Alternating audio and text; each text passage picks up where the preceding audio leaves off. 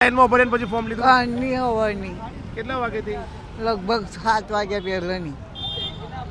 7 વાગેથી ઉભા છો? હા, તો ફોર્મ મળ્યું તમને? કેટલા રૂપિયા લીધા? 100 રૂપિયા. અમે 5 વાગ્યા ઉભા.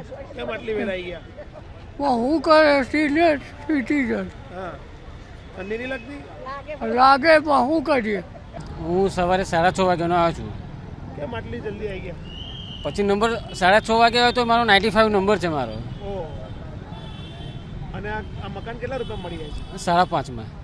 તો સરકાર આ રીતે લોકોને લાઈનમાં ઊભા રાખે છે તો શું કરવું જોઈએ? ના, એના માટે ઓનલાઈન છે. પછી એકથી વધારે બેંકોમાં તમે આપ્યું હોય, 2થી વધારે, તો વધારે સારું.